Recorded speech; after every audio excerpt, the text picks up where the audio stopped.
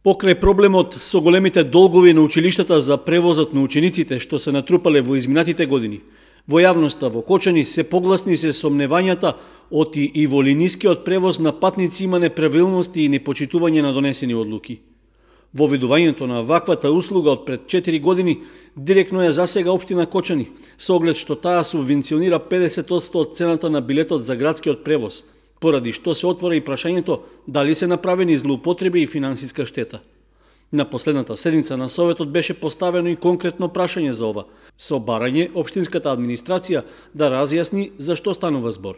Имам неколку информации, а тоа се дека во претходниот период е извршувано превоз по некоја линија која не била усвоена со одлука на Совет. Јас имам информација дека има поднесено некоја кривична прива. Од општинската администрација дадоа потврда за започната полициска истрага за градскиот превоз на патници.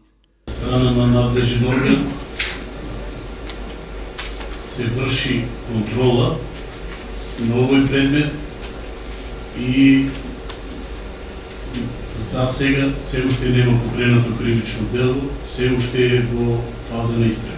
Повод за дилемите меѓу советниците беше поставената точка во дневниот ред што се однесуваше на известни измени во одлуката за организирање и субвенционирање на јавниот градски превоз и сомневањата дека таа можеби и во иднина нема да се почитува. Дали со оваа одлука која што е доставена ќе соодветствува и одржувањето на линискиот превоз?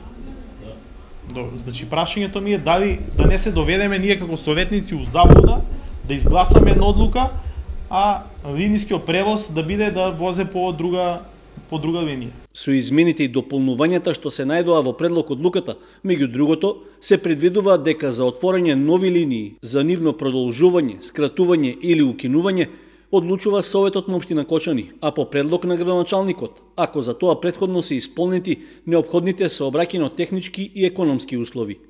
Токму воведувањето на овој нов член во одлуката за градскиот превоз, што претходно го немаше во документот, дополнително ги отвори сомневањата во јавноста оти имало можност за неправилности, па и надлежните органи ја започнале потврдената истражна постапка.